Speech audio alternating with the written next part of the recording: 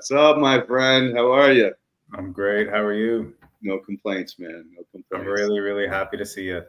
Yeah, it's good to catch up. It's been a long time. I think it's probably been at least 6, 8 months, right? Oh, at least I was gonna say a year, but yeah, probably 6, 8 months. Feels like longer. Yeah, definitely, definitely. So let's dive right in. I believe the last time we talked, you were getting ready to set up another system. Is that Yeah, correct? I did. Yeah. I thought maybe last time I had just set it up, but no, I've been running it for I'm gonna guess 9 months, maybe a year now. Okay. And overall, I've been running horizontal system indoor for I think 2 years and a half, something like that. Yeah, 2.5 years. So, and actually, I was just saying that I feel like now I have it fully dialed in. I'm perfectly satisfied. I'll be honest with you. It was a lot of trial and error to really get it to where I was completely happy with it. Uh, a lot of R&D on my part. But you know what? I would say that's completely normal. As far as dialing something in close to perfect when it comes to cannabis techniques, I mean, 2.5 years is not that much, Like to be really good at growing weed, in my opinion, it's, like a decade in, you're just starting out. Um, want to dive in a little bit on my observations, my R&D in it, and like what I sort of understand Please. from it now. And yeah, like if you don't mind, I'd like to go deep on everything I've done, and I'd like your input and your opinion on how I view it now.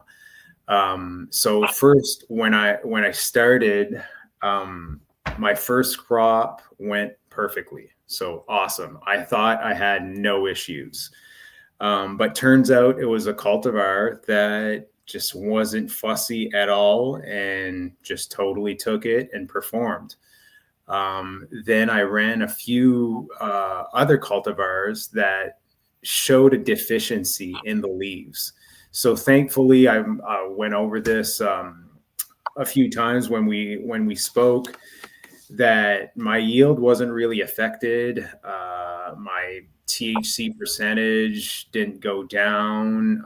Quality was totally satisfactory, et cetera, et cetera. But you go through all that effort to build a system that is going to go above and beyond. You don't want to see any kind of deficiencies in your leaves. So the deficiency that I was seeing showed up around third week of flower, and it was little spots in the leaves, little brown spots. And that progressed through flower, got worse. The leaves became yellow, and by the time it finished, it looked really completely deficient. Those leaves looked terrible. That being said, we're talking about big fan leaves that a lot of growers would honestly prune off at week 3. So the buds didn't look affected, and the leaves that were growing out of the flowers weren't affected either. It was just like the fan leaves that were there, let's say at week 2, and are still there at the end. That's where you saw that deficiency. So since it wasn't affecting yield and lab results, I kind of just went with it for a year, trying different things like adding humic acids to my water. Different little subtle things that honestly just didn't help. So I went ahead and did a second room, but obviously I blamed it on my A horizon because I'm used to just growing in an O horizon type of super soil mix, right? So I figured that's not the issue. It kind of has to be in the A horizon. So I decided I'm going to have source my horizon somewhere completely different. So there's this place in my city that supplies all kinds of soil for landscaping and anything you can imagine, you know, sand, gravel, whatever. And I looked at what they called their garden soil, and it looked really nice. So I lab tested it, did the jar test to see sandstone, clay, organic matter. And everything honestly really seemed to be on point. I don't know if you remember, but we reviewed the lab tests together, and the nutrients were very fairly in balance. The heavy metals were low. There wasn't any pesticide contamination of any kind. So I bought a big load of soil and put it outdoor for a couple months in the summer, and a bunch of wild plants just started growing on it, really, really nice. So I figured, well, you know what? It can grow really nice plants for sure. That pile was just sitting there while I was getting ready to do the beds, ready to do the project.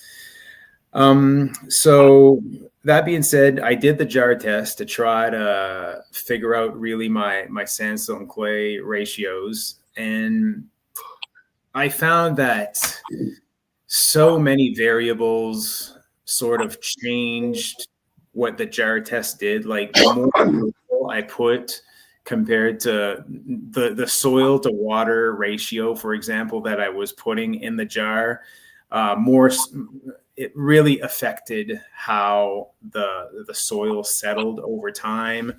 And I began to see with a lot of trial on that it was very misleading. So I decided to actually go more with the lab results to see what the lab results were saying, sandstone, clay, organic matter. And a big thing that I realized was the A horizon that was causing me problems. Logan Labs was saying 2 to 3% organic matter. Although I did what you said, I took 4 parts sandstone clay and 1 part organic matter, right? So 20% organic matter right there. But what happens is that's by volume.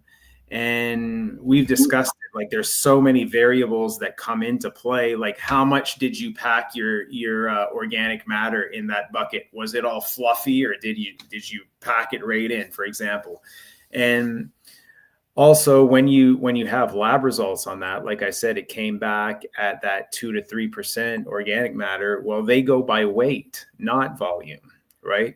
So my new A horizon that I wanted to use, I tested it at Logan Labs, and it came out a little under 10%. And I asked the company that made it, and they told me they took half sandstone clay by volume and half composted manure. Okay. I know it's kind of freaky manure, but again, I tested everything and everything seemed really legit. So from my testing of sandstone clay, it could have been a little higher in sand. And when I was still doing that jar test, I found that not that much organic matter was settling on top. So I decided to add a little bit more organic matter. So the organic matter that I added, it was my own compost made with only cannabis and wood chips. And I also used some of the O horizon that I was going to use. I didn't go too heavy because there was already a lot of organic matter. So it's something like, give or take, I went something like 5 or 6 parts the soil I already had, and 1 part that extra organic matter. And I said it was a little low on sand, so I added a little bit of sand. Then I mixed all that up, retested, and it came to 11% organic matter. Okay. So all that being said, I think I put a lot more organic matter than you initially suggested. What it gave me compared to my first room, A Horizon, was a soil that felt a lot fluffier. And how would I describe it? Darker too. So it still clearly there was a big difference between the look of this A Horizon soil and the O Horizon super soil, but it was a lot darker. The first one was kind of, compared to it, kind of a light brown, and this was a very dark brown. So anyway, I went with it, and I had no issues at all. Great grows. And ever since, I've just been loving these new beds with that A Horizon, and I've never seen that deficiency. So I confirmed there that my issue was the A Horizon, right? I feel like I nailed it this time. And just a guess, by volume, it was a lot closer, I would say, to 50-50 organic matter and sandstone clay. Okay. And like I said, we were around 10-11% organic matter when lab tested. So I wanted to fix my first room now. So the main thing that I initially thought was the problem is that my A Horizon was 5.5 pH. So I was thinking there's a good chance that this is causing the issue. So I went ahead, man, and I dug out my O Horizon. And what I did is I added my own compost into the A Horizon. So just to give you an idea, I would say on a 4x4, the A Horizon, the volume of it represented about, I think, 4 7-gallon buckets. Okay. So I went ahead and added a 7-gallon bucket of compost and just mixed it in. Boom. And then I put the O Horizon back on top. Huge job. We're talking about 4 beds of 4x45. So big beds, big job. And then I did a grow. Okay. So 3 weeks in, 0 sign of the deficiency. Okay. 4 weeks in, 0 sign. I would say 5.5 weeks, it started. So big disappointment. I was like, it made it better, but somehow it's still showing it. Unbelievable. So I decided that I'm really going to mimic my second room, and I'm gonna go for a 50-50 by volume mix for that A Horizon. So I friggin' dug it out again, man. And what I did this time, I actually took out some A Horizon and put in some more organic matter, calculated so it would really be more of a 50-50 mix. Okay. So after all that, I do another grow. All right. And it completely fixed the problem. Okay. Except for some spots. Okay. I would say 50% was completely fixed. Okay. Then maybe 25% showed it a little bit, and 25% showed it still a lot. Okay. So I went ahead at the end of the grow and I mapped out on a piece of paper every 4x4. There's about 48 squares of 4x4 in these beds. You know how those grassroot beds are made? Yeah. So I mapped out where it showed no deficiency. I mapped out where it showed a little bit, and I mapped out where it showed a lot. And I figured I'm going to dig out some of those spots and see what the hell is going on. So I noticed that where it wasn't showing at all, we really, really thoroughly mixed that A horizon right down to the bottom. Okay. What happened was the spots that were showing a lot, okay, we thoroughly mixed it, the A horizon, into that sandstone and clay, but we didn't go quite deep enough, okay? And there was about an inch left between the A horizon, the E horizon, and the mixed up A horizon. There was about an inch of untouched A horizon that wasn't mixed into the compost. You know what I'm saying? So somehow later in the grow, those plants reached the bottom, tapped into that inch of untreated soil, we'll call it, and boom, showed that deficiency, just like that.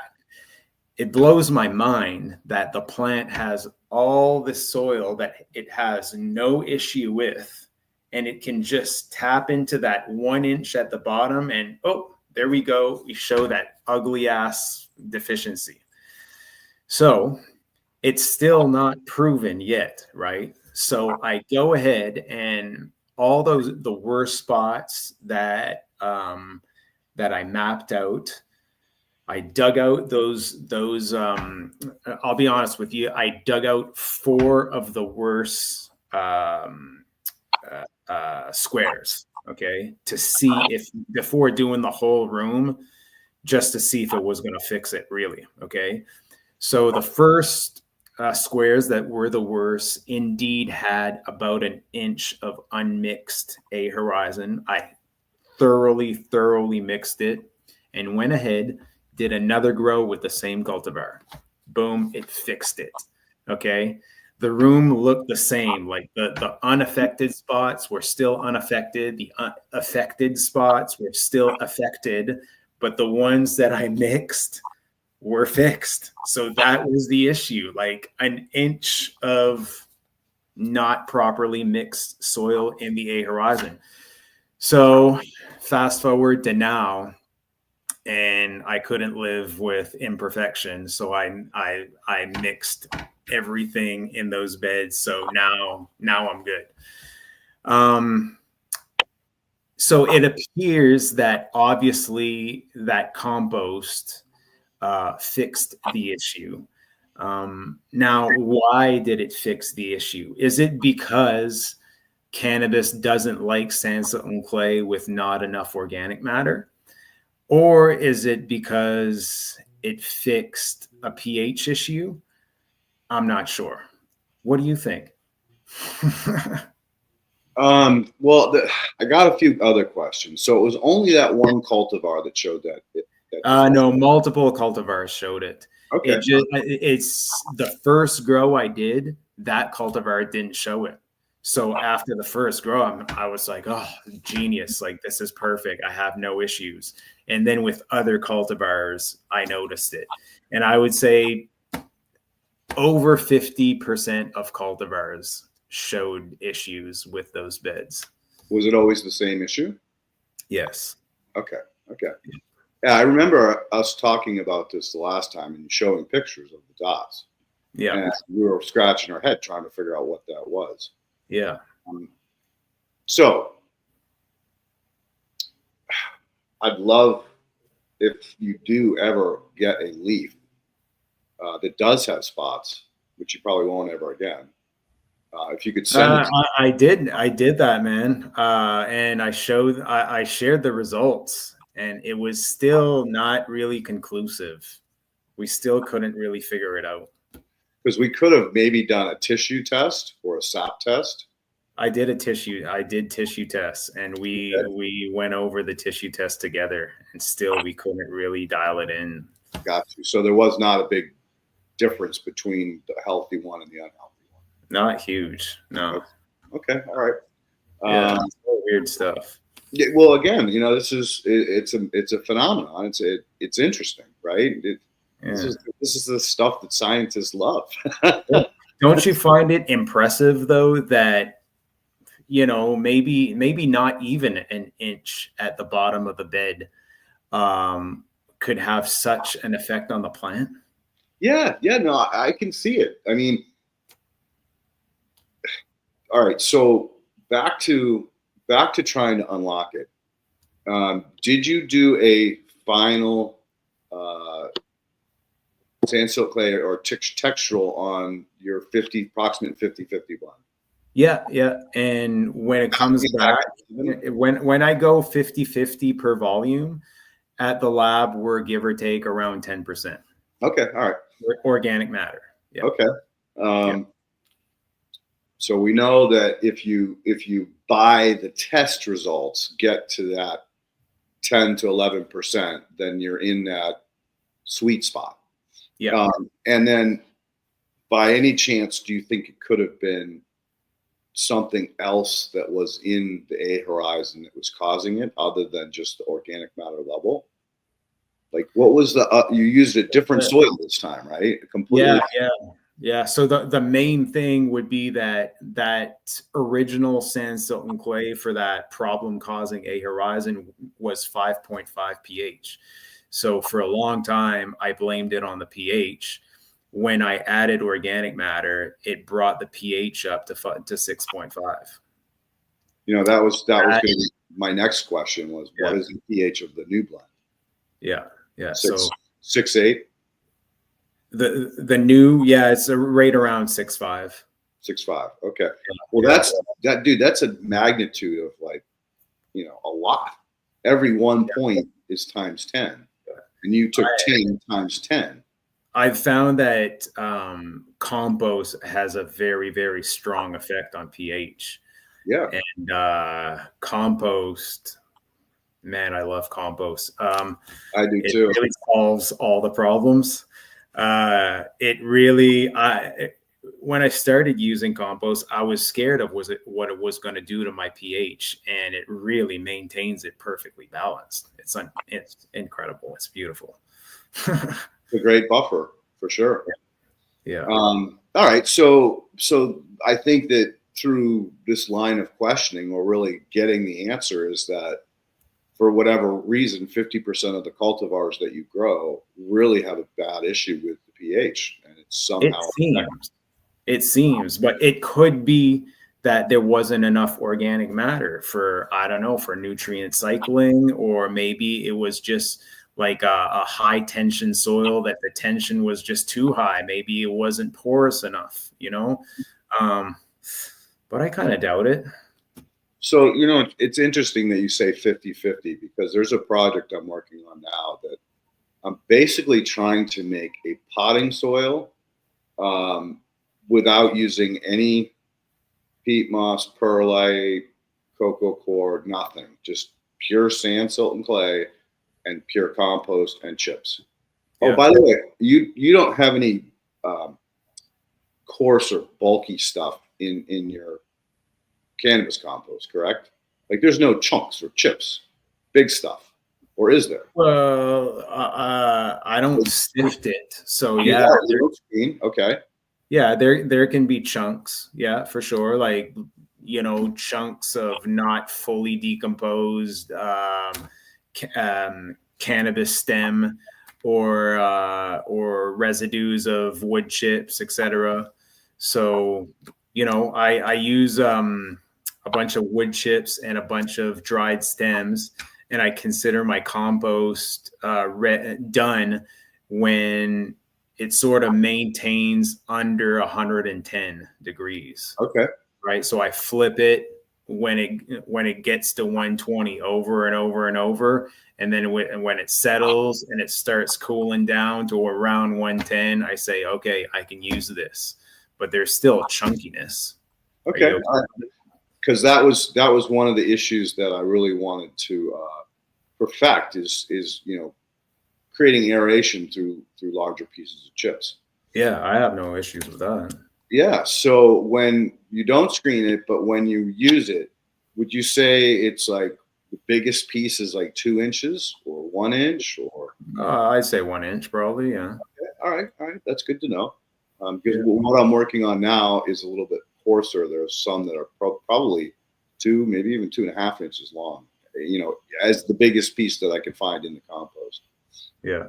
And what's your thought on going 50-50? Like, is it too much? Yeah, no, I had the same result. It was fluffier, which I liked. It's still pretty heavy though. It's not like it's not lightweight soil. It's not like typical potting soil. No. It's way heavier than typical potting soil. Correct. But it has that fluffy feel. Like, right. When you go in a beautiful outdoor garden, you don't see peat moss and perlite. It's not a potting mix. It's sand, silt, and clay with organic matter. But I just found that if I went 4 parts sand, silt, and clay and 1 part fluffy organic matter, I didn't get that feel of a beautiful garden soil.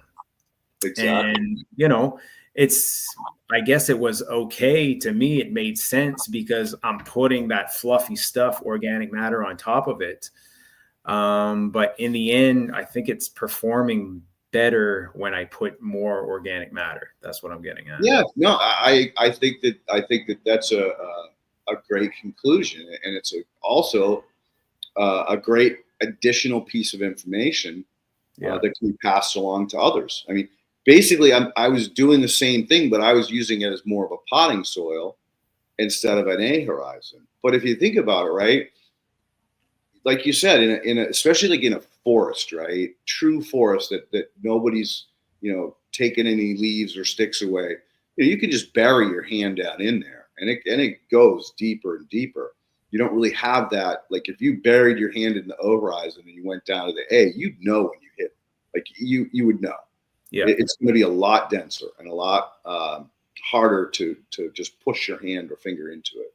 Yeah. So what you've done is you've created something that you could probably, once you get past the O, you might have a little bit more resistance from your A, but you're not going to have nearly the resistance that you do now. Yeah. So if I would dig out my O horizon right now, you can totally tell when you hit the A horizon, but it's a lot less obvious now than before when it had less organic matter. When it had less organic matter, it's like you said, it was night and day. Like when I hit that A horizon, it was completely different. It felt more compacted. I'm not convinced it was compacted and not aerated enough, because there were plenty of roots growing in there, but there was a huge difference. And now if I'm to dig it out, I have to be really careful to really notice when I'm changing horizon. But of course there's still a big difference. So another thing too is, what did you find at the interface between the E and the A? Was there anything unusual or cool that you observed when you were, redoing those beds? Well, when I was redoing them and I reached the A horizon, the original A horizon without the extra organic matter, I would have thought that they would have fused together a little bit more. But it was as if it was just a clear line, like this is the O, this is the A, after a year of growing in. So that's kind of my observation. Nothing particularly cooler than that. Just what about the A to E? I didn't really dig out. I dug to the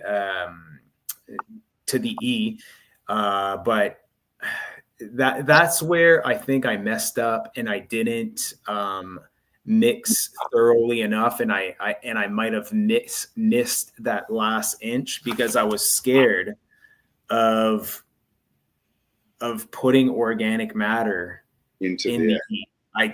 In the E. Yeah. I really didn't want to fuck with it, so I was careful not to go too deep. And so, but as far as like that, when you dug that last 1 inch out, when you went back to mix that last 1 inch in, did you actually ever get a chance to see the actual interface where the sand and the A came together?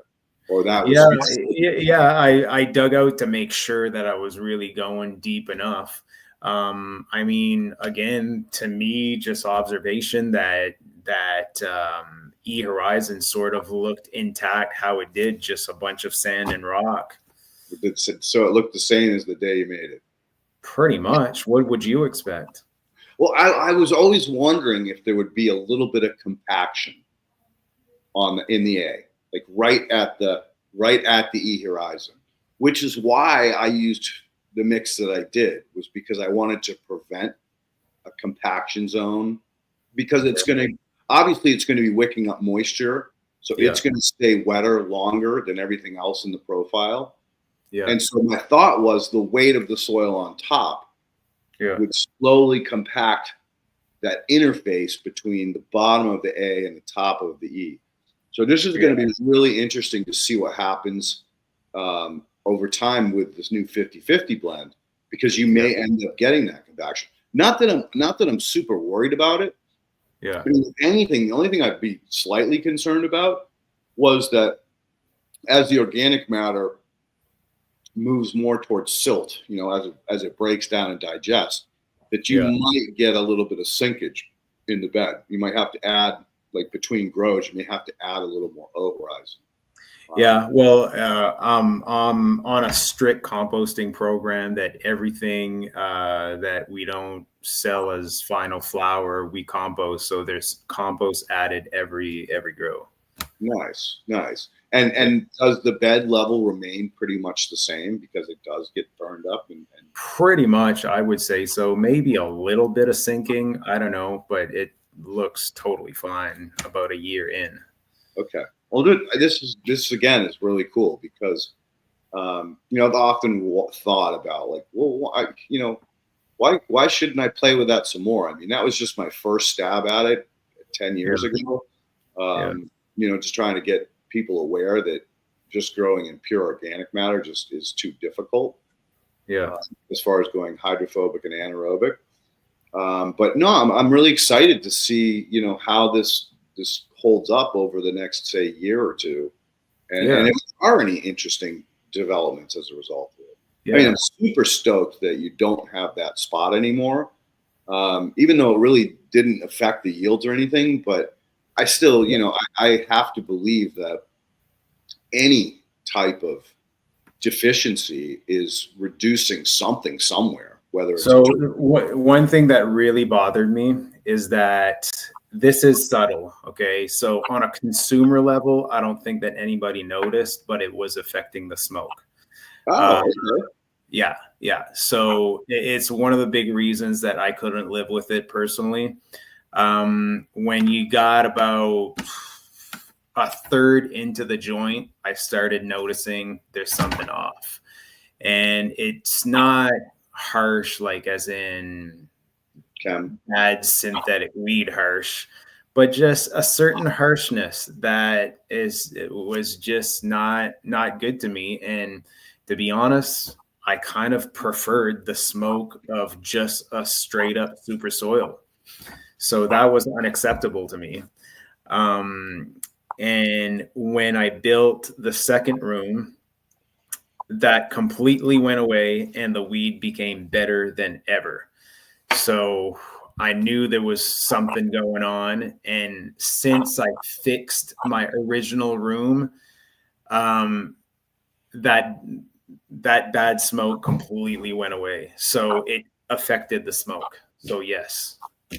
Well, I had to, again, I have to believe that it's going to do something some way. Yeah. It full on affected the smoke. Yeah. So I even went as far as this, man. We do so much side by side at my facility. It's absolutely insane. Like, we smoke joints with notepads. Like,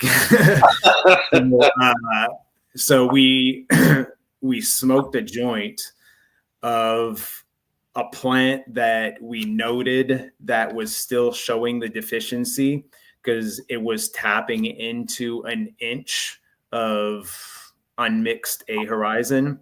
And we compared it to the same bed, same room, same run with a perfect plant. And the difference was very subtle. It wasn't as pronounced as before, because I would say for the most part, the problem was fixed. It was just down to an inch.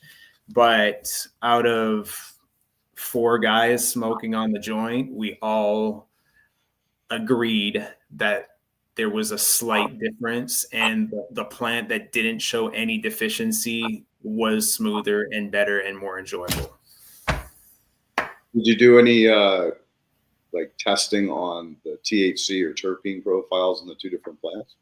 Not on that particular side-by-side test, but like I said, I never noticed a drop in cannabinoids with that issue. Yeah. And now that you have the new room up and running, have you tested the cultivar against like an older printout of the same cultivar in room 1 before you did the repairs? Was there any increase? Cannabinoid wise? Yeah, cannabinoid. Terpene. Yeah. We test every run. We have to. And that's really hard to come up with conclusions. Like I said, in general, the cannabinoid content was fine with the room that had issues. And I didn't notice any big difference in cannabinoid content between the 2 rooms. No. I say cannabinoid because we don't actually test for terpenes. We don't advertise terpenes on the package. It's pretty expensive to do. So terpenes is all done with our nose and our taste buds. Just like THC percentage, I find that terpene percentage is very misleading. Like a very high terpene content doesn't mean more flavorful, better weed. You can get like a 4% terpene versus a 1.5% terpene, and there's no way to tell that the 4% is going to be terpier, tastier, more enjoyable than the 1.5 in my experience. So the fact that the company that sells our product, the brand, I can't speak for them, but I think that they don't really see the marketing advantage of posting terpene percentages is a very good thing, because we don't have to deal with another useless barrier of a percentage that doesn't really give us any information on quality. That's just my opinion. Yeah, no, it's interesting that you observe that you can't tell the difference between a 1 and a 4, because that's a lot. That's a big difference. And to be honest, like, I'm just saying that, like, that's just my own observation, but it's still very anecdotal, because to really come up with serious conclusions, like, you have to do some serious work. But from my anecdotal experiences and observations, I've never seen a difference between like a high terp and a lower terp cultivar. It doesn't mean that it's going to be danker or higher. Yeah, because in my observations or my anecdotal opinion, I do like the higher terpene profiles. Really? Okay. So if it comes to a higher terpene percentage, you find that it's, in general, it's better? It's more of a pleasurable experience. I think that the terpenes in some way interact with the cannabinoids when you burn them. Yeah. And you know, yeah, it tastes better. It's a little smoother, but the high is a little bit different too, as well. Well, let's talk about this. Let's say we're talking about the same cultivar. Yep. One guy grows it at 1.5% terpene. The other guy grows it at 4%. Okay, there might be a serious difference here. I'm talking different cultivars, like grown to perfection. Let's say that would be possible. If one cultivar grown to perfection hits 1.5, the other one hits 4. I think it really depends on the terpenes. Like, there could be terpenes that represent a much lower percentage, but have a much more potent effect. Yeah, I agree. I think that was kind of what I was trying to say, is that in my experience, that's been the case. and I've been blessed because I do, and again, it's really difficult to just base everything on that because, I've had people growing the same cultivar in different areas and they're getting different results. Yeah. So maybe that cultivar liked your particular soil or your direction in the sun or your moisture in the air, whatever. And that helped to contribute to the increase in the terpenes. Yeah. And it's difficult too to come up with conclusions like from one room to another, like you said. Yeah, you're lucky. You're in a controlled agricultural environment, so you can control a lot more than the guys that are outdoors. They don't have control over the weather.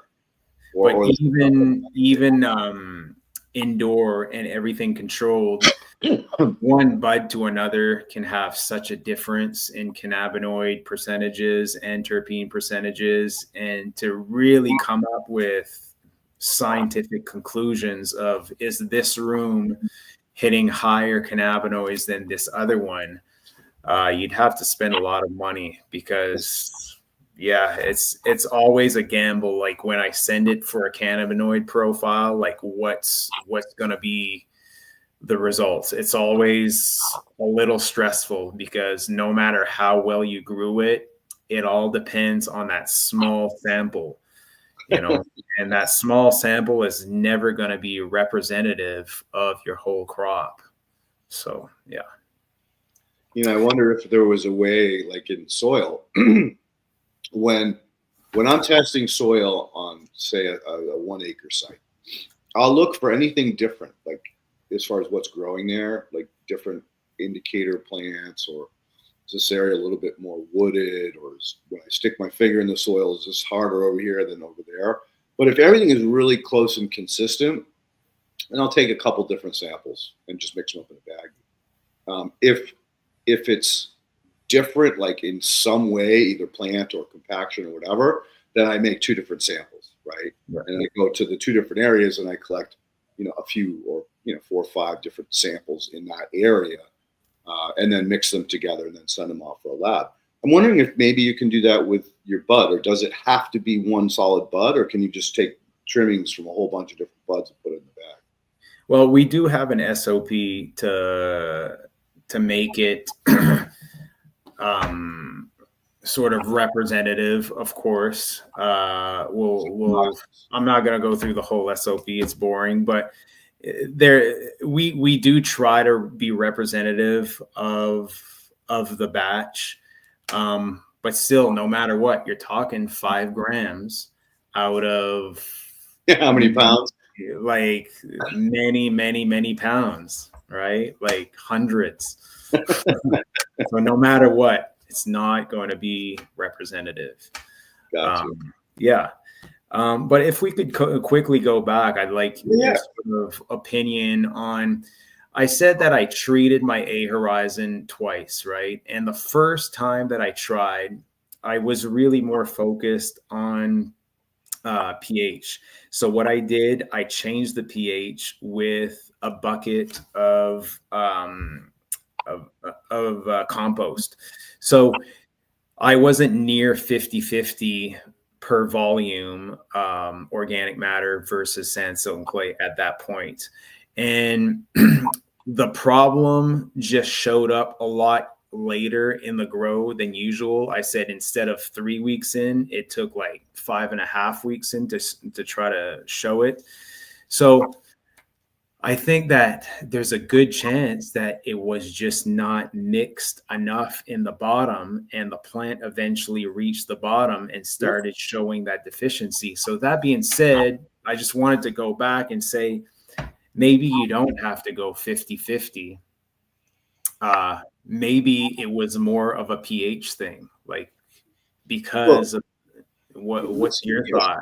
Yeah, let's talk about pH, right? So, you and probably most of the people on the show or that will listen to it have an understanding of pH and how it affects chemistry, right? So certain minerals are available at certain levels of pH. Now, we also know that the plants can manage the microbes to some degree by leaking out different types of exudates. So say they want a calcium solubilizer. They will bake a special cookie or a cupcake or a cake, whatever, for that solubilizing bacteria. Yeah. And in doing so, as that bacteria gets more and more a bigger part of the overall ecosystem, that's going to affect the pH, because they're going to leak different organic acids as they mine the calcium. As they mine the calcium, they're going to release other elements, and so you get pH swings. And I was laughed off the stage when I was talking about this years ago, because people are like, oh no, plants can't regulate pH. Well, it's not just the plants; it's the plants in connection with the biology that swing the pH up and down quite a bit. And and I think that science has finally caught up with that, and it's publicly known, or at least in the science communities, that the plants have way more control than we ever gave them credit for. I mean, let's face it, dude. Plants have 10 senses. We only have 4 or 5 if you include ESP, or whatever you want to call it, being an empath, being able to feel other people's energy. So that has been part of the awakening in the last perhaps 15 years. And like what a plant knows. I forget the one about the trees, but needless to say, back to pH. So pH is changed both by the exudates leaked out by the plant, as well as the organic acids leaked by the biology that is consuming that those exudates. So you're shifting your biological community, right? And if you shift your biological community, or say they can't regulate it, say that 5.5 is too difficult to raise up around the rhizosphere, or maybe you can only get a little bit out of the rhizosphere, the aqueous coating around the root. So all of a sudden now the plant is not getting something that it wants, i.e. it's showing a deficiency, right? So I think the pH is a clear indicator of the microbial community's ability to shift or swing.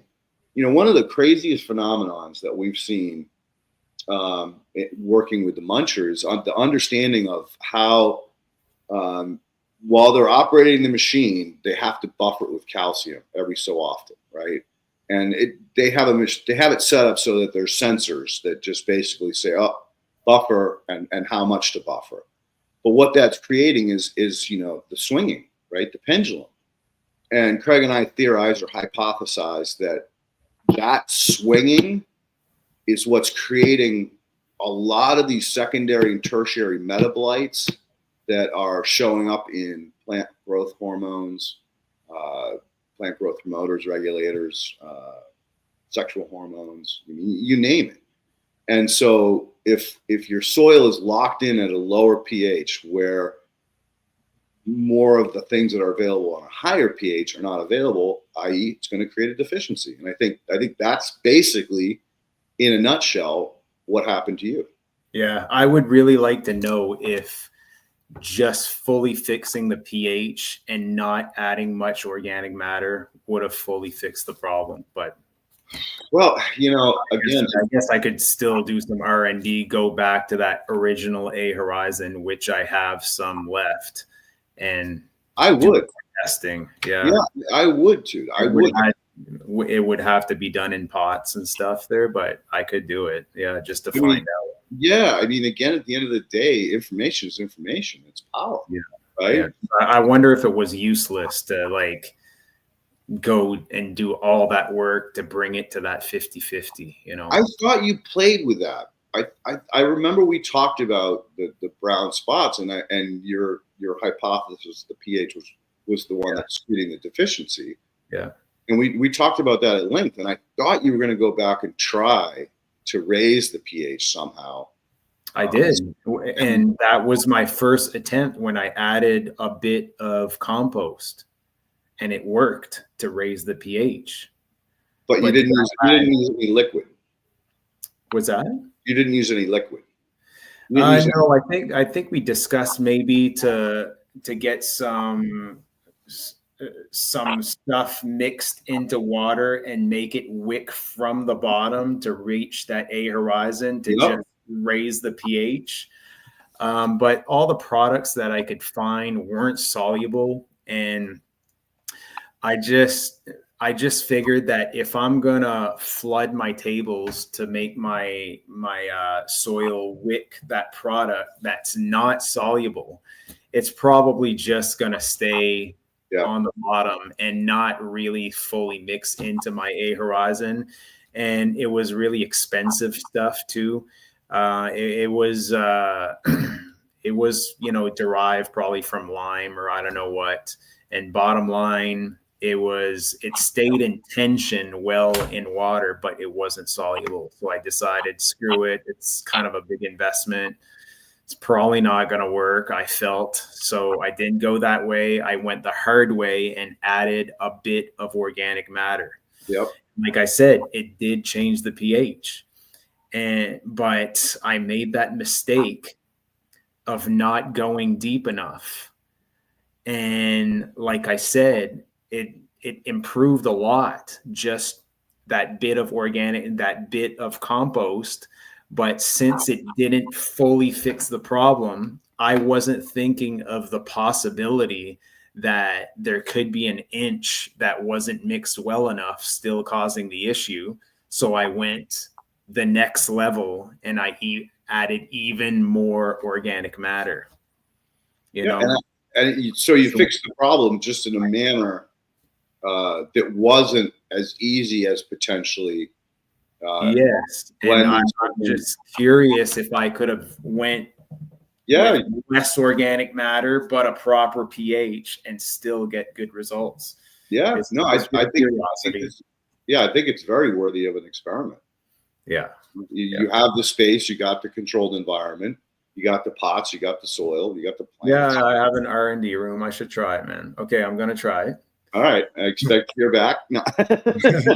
Well, you'll hear back. I'm going to try it. Yeah. All right. Awesome. I'm not going to dig out my beds again because it's working great, man. Like, to me, the plant is really expressing itself closer to maximum potential than ever.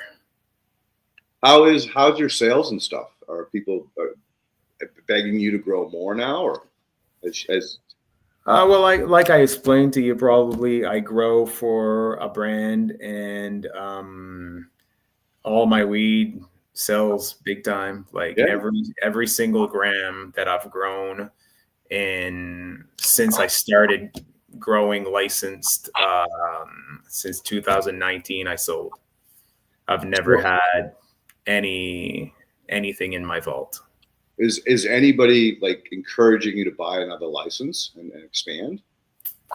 I've talked about it with the big boss. I own my own company, but I contract grow for a brand, and he said, yeah, if you build another facility, sure, we'll keep buying everything you grow.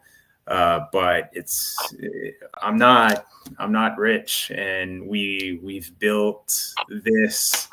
We started small and we reinvested for the last 6 years to have what we have now. So just going ahead and building another facility, like, do I have that money? No. And there's no loans, there's nothing. So we had to build our whole scene from real cash that we really made, no loans. So basically you're now, you've paddled into the wave, and now it's time to surf because you built it all. You've got it up to speed. Pretty much, man. Like I could just go and try to go crazy and build another facility and expand. I'm probably gonna eventually, because I'm gonna get bored. But I wasn't going to say it out loud. But no, for now, look, we're kind of still expanding because we just discovered under canopy lights, And I just finished my first grow with under canopy LEDs, and it blew my freaking mind. Are they on the side, or are they literally underneath? Literally underneath. You haven't seen this? No. Oh my gosh. So people started using under canopy LEDs, I'll guess like 2 years ago. And everybody was laughing at them like, that's just the new hype. This is friggin' ridiculous. So then growers started actually trying it, realizing, oh my God, it works. Now it's pretty much an industry standard. Interesting. So we're shooting light from underneath the canopy, light going upwards, hitting the bottom of the leaves. And somehow those leaves are still taking up that light. And it's friggin' amazing. I don't blame you if you don't remember, but maybe a year and a half ago, we did a podcast with, it was me and two other growers that own their own companies, and we all grow for the same. Yep, I remember that. For the same brand. And they started using under canopy LEDs before I did. And it was strain dependent. So on one strain, Brandon got a 50% increase on yield. And then he ran another strain, and I think he got 25. So that is very, very significant. To give you an idea, compared to the wattage I have on the top, I added a third of the wattage on the bottom. Wow. That's a lot. So I'm still waiting to see. Yeah. And it's a way to essentially add, it's kind of like adding a third of a room without building another room. That's fantastic. You know what I mean? Yeah. It is fantastic. And so have you done a full run with the underlight? Yes. Yeah. Yeah. And I harvested it 2 days ago. So I don't have yield results yet, but from the looks of it, mind blowing. The flowers were fully ripened, top to bottom. The color that you get on the top, sometimes you get less color at the bottom. Yeah, typically. Everything was the same. And I let a lot more bottom branches that I would usually prune off. And all those branches had beautiful ripe buds with all the colors. There's no way that there's not a huge yield difference. So it's like I said, it's pretty much a way to let's say you do your whole facility like that. It's kind of like growing your facility by a third without building new rooms. Yeah, it's awesome. Beautiful. So how long does it take you to go through the dry phase so you can get your yields? It takes about 2 weeks. Okay. Yeah. And right now I'm doing the same cultivar in the same room, but a different room without the under canopy. So I'll really have the data, the difference. I'm going to run everything the same. One room was with the under canopy, the other one without, and we'll see the difference. Nice. And you when do you take down the other room that doesn't have it? That just got flipped into flower a week ago. So that's out, what, 6-8 weeks? So it's a quick cultivar. It's I'm going to harvest it in about 6 weeks, 7, 8, like 9 weeks. I'll start having some real data. And I was going to say, why don't you book another show with Ken? Sure. Stay in whatever works for you, 9, 10, 12 weeks, whatever it is. Yeah. I'd love to hear back on all this data. Yeah. And with the increase of lighting underneath, you may see an increase again in your cannabinoids. Yeah, absolutely. Because bottom buds definitely test lower than top buds. Typically, yes. Right. Yeah. So, and that's what pretty much every grower is saying, that the THC is a lot more consistent from top to bottom of the plant. Well, it just makes sense, right? Now, what's really interesting is, like, you know how, like, when plants are stressed out and there's either too much light or not enough water, how they kind of like droop their leaves down so they're not taking all of that excess sun energy in. Yeah. And now you're hitting it from the underside. So, but you know, how are the little, well, the chloroplasts are on the bottom too. So why wouldn't it work? It has to be. Yeah. So the top leaves, as usual, like full on praying. Yep. But all the bottom stuff sort of looks like it's drooping down, but really it's not drooping. It's just feeling that light, I think, and drooping down towards that bottom light. Just like an upside down praying. Yeah, exactly. Upside down praying. And I was kind of freaked out. So I asked Brandon, are you seeing the same thing? He said, oh, yeah, totally, man. Normal, totally normal. I could see how you'd be like, oh my God. Yeah, wasn't sure, but it made sense. Yeah. Cool. Surprised too, like the increase in humidity wasn't that much. It wasn't as much as I would have thought. One big thing though that I noticed that gives me a good indication that the plants were performing a lot more is that since we're in a closed environment, I'm monitoring my CO2 levels during nighttime a lot. And I find that tells me a lot because it's hard to tell how much CO2 they're taking up during the day because I'm just maintaining a constant level, right? So at night, they're transpiring. So the more they transpire at night, it gives me an indication of how much they took up during the day, right? And I've never seen high nighttime CO2 levels like that.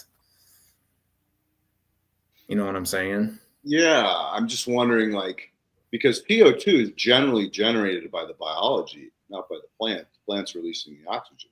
Well, the CO2, the plant uptakes the CO2 during the day and exhales a lot of it at night.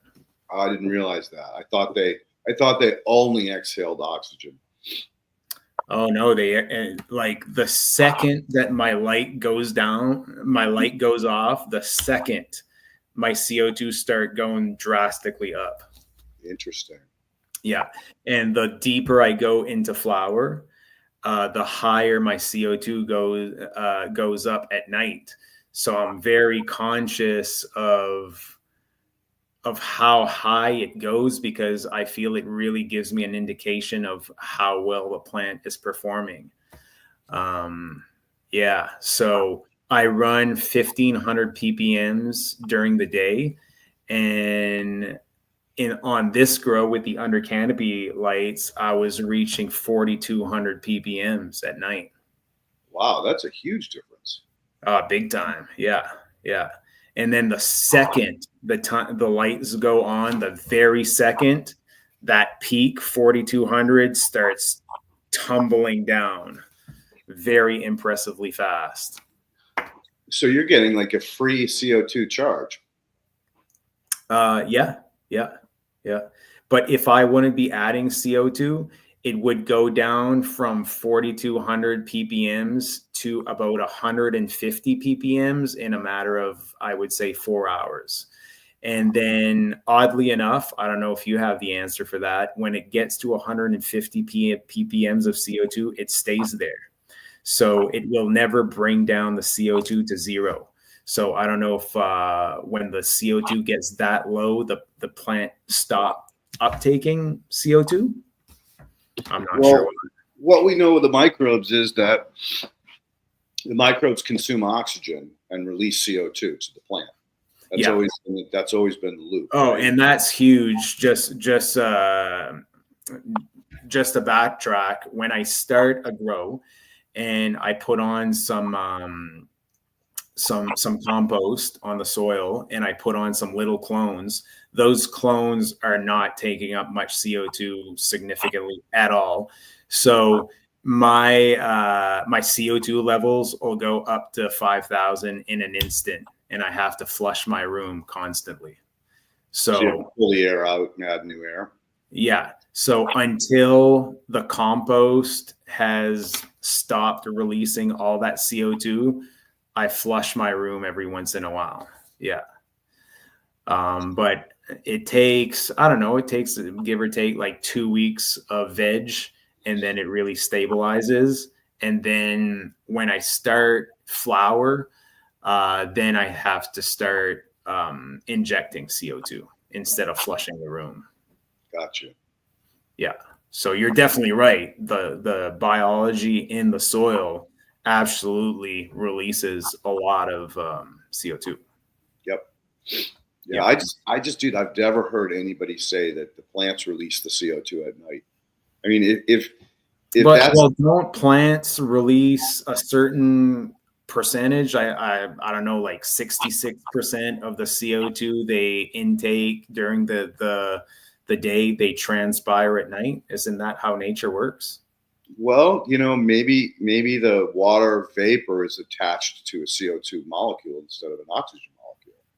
Okay. That's I possible. was really under the impression that that's how nature works. Like Well, put it doesn't this a way, right? forest Yeah. transpire a bunch of CO2 at night? Again, this is in nature. You couldn't monitor it I because of the guess. wind, right? But you're in a controlled environment, and you Yeah. have the instrumentation to actually do the experimentation. Yeah. But that blows the lid off of, oh, we'll just plant more trees.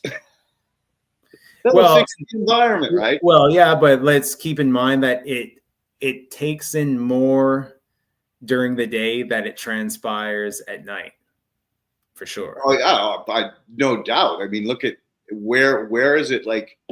Why is it a tree grows? It's consuming stuff from the air and it's consuming stuff from the soil. Yeah. That's how it actually Yeah. grows. So Yeah. no, The way, and I was just being silly about the fact that these environmental people that are like, oh my God, we got to plant more trees to take up more CO2. Didn't I've never ever heard any of them say, "Oh, but don't worry, it releases it back into the atmosphere at night." I mean, personally, dude, I'm a big fan of CO2. I think the higher the CO2, the more plants do, the more abundant the plants do. I mean, you know that as a grower, right? And yeah. so all these climate scientists are like, "Oh, we're increasing the CO2, we're increasing global warming." They'll bitch about CO2, but you bring up methane and they run away. Methane is 100, maybe even 1,000 times more dangerous as a greenhouse gas than CO2 is. Yeah. So the whole CO2 thing is to be honest with you, it's a friggin' red herring. But it's just cool to hear these kinds of things because you do have a controlled environmental agriculture. You can monitor this stuff, right? Yeah, So and you could argue that it's the soil that's bringing up that CO2 at night, but it probably contributes, but it's not really, because the further you go into flower, the higher your CO2 ppm gets. Yep. At night. And right? so it has to be to some Oh, degree plant. Yeah, it's not just the soil, because if it would just be the soil, it would be the same every night, right? So as the grow progressive, that CO2 goes higher and higher. And I've seen like, I'm not the only one noticing that. I've heard a lot of growers discuss it, and there's discussion of whether you should flush that excess CO2 or not, right? Because 4,200 ppms isn't really ideal for plant growth. Correct me if I'm wrong. Like, there's really a peak, which is, I don't know if it's true or not, but it's seen in the indoor community as 1,500. And when you exceed that 1,500, you can actually see detrimental effects in your plants, which I've never seen personally. But yeah, there's people wondering if you should be flushing your room in the morning to reach that. Let's say you're shooting for 1,500, reach it right away, instead of like keeping your plants in an environment of such high CO2. CO2 costs money when you're indoor, so I don't flush it. I don't think there's a need to. I mean, with the results you're getting, Yeah. why? it's not like you're going backwards. You're getting better. Yeah. So cause an issue. So yeah, dude, don't fuck with something that's not broken, right? Yeah, exactly. If you had problems, then yeah, flush. But if you're not having problems, leave it be. It's free CO2. Yeah, totally. Another thing I thought we could discuss that was really cool is unless do you have any questions? Do you have any specific topics? I did at the beginning, but you've pretty much answered them. Like, that's what I love about you is you'll like ask a question and then explain it. But as you move along, you're almost helping yourself to answer the question. I'm just here as the guide. Like, I'm just here as your second, your inner voice in your head. Yeah. So no, you've answered pretty much all of the questions that I would typically tease out of the guest, which is great because, again, at the end of the day, there's little things I can answer here or there or validate, your idea or the situation. But no, let's keep going. What else you got up your sleeve? So I did a lot of R&D with Compost. Okay. Because when I started using Compost in my beds as a top dress, I got a little freaked out at how I was ending grows with such high levels of soluble salts. Right. And I wasn't having any issues with the grow. I mean, it wasn't a problem. But after talking to, I don't know if you had that opinion. I was talking to Av about it. When I was testing my compost, the nutrient levels, they were really high. So it was a really nutrient-wise, very potent compost. I reviewed it with you and you said the same thing, like, wow, there's very high levels of nutrients in this compost. So, and another thing that was a little bit weird is even though I was making the compost with only cannabis waste and wood chips, the nutrients weren't exactly in balance as you would expect. So I was growing this cannabis in a very balanced soil, but the compost coming out of it wasn't really balanced, especially on the potassium. The potassium was very high. And the pH was reaching close to 9. Okay. So that was all kind of stuff that was sort of freaky to me. And I was a little cautious with the compost, and I was a little scared, to be honest, of adding too much, maybe putting things off balance. Maybe my pH would gradually go up in my beds. And I was also scared of seeing those high soluble salt levels at the end of the grow and thinking, if my nutrients are too high, because that's what soluble salts mean, right? Like how many minerals are in solution in your soil. Would you agree with that? Yes, a lot of them come in salt form. I feel that maybe a lot of people that don't know how to interpret a nutrient lab result might see soluble salts as salt fertilizer, chemical fertilizer, but it's not that at all. It's mineral. Yeah, exactly. So anyway, I was like, oh, am I going to harshen my product? Am I going to make nutrient levels off balance? And am I going to affect my pH in a negative way? And that's when I just started really incorporating compost to my bed. So there was a lot of unknowns. So I figured, well, why not use my R&D room to get to the bottom of it, right? Mm-hmm. So what I did was I have my own sort of super soil recipe that works really well for me for when I have to just run potted plants for whatever reason, mostly pheno hunts. I also have to do little batches of super soil to plant my plants in small pots to veg them out before I go into beds. So what I did is I had 3 lights, so 3 4x4s, and I did a bunch of plants with just my potting mix, and I did another bunch of plants with more compost than I could ever put into my bed. So what I did was 2/3 regular potting mix and 1/3 compost. Okay, like quote unquote way too much. Okay. And just to see what happens. Is it going to make harsh weed? Is it going to cause me problems? Is it going to put things all out of whack? So fast forward to the end of the grow. Clearly, the nicest plants in the room were the compost plants. Okay. So did it cause any nutrient imbalances in the plants or anything like that? There's no way. There were actually, like, the stems were bigger, the flower was bigger. Just, you could just pick them out. That's compost. That's compost. That's compost. Like, you didn't even have to look at the tags. Interesting. So my main thing that was really nice to see, but I wanted to know, like, how is it going to affect the smoke? Because it's a lot of money testing everything lab. So it would have been nice to test the 2/3 potting mix, 1/3 compost to see the nutrient content, but I didn't. But guaranteed that it was a much higher nutrient content because I had tested the compost itself, right? Plus all those not all those grows, the let's say 2 or 3 grows that I had done in the beds with compost, at the end of my runs, I was seeing much higher soluble salts, like I said. So it increases nutrients big time.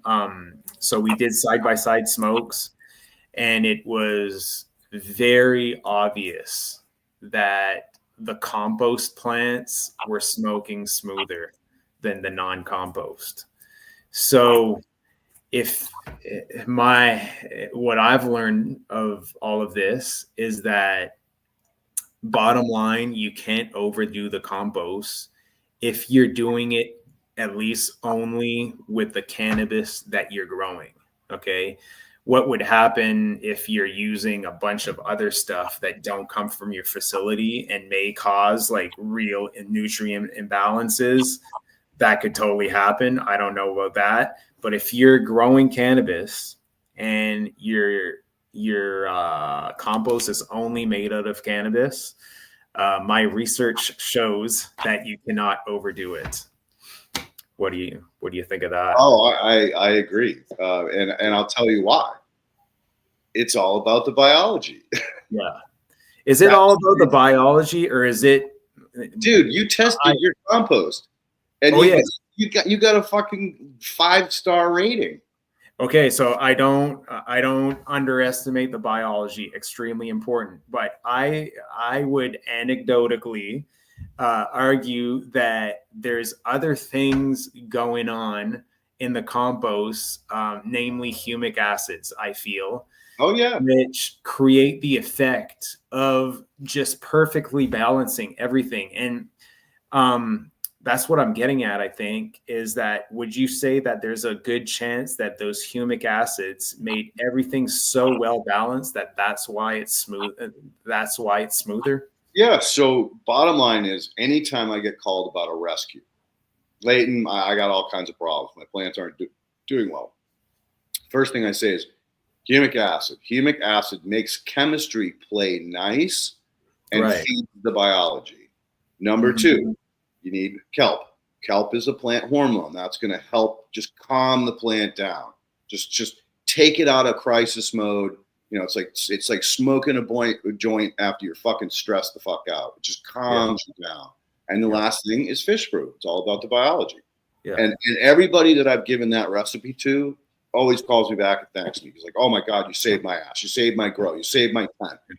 If it's good compost, you can't go wrong.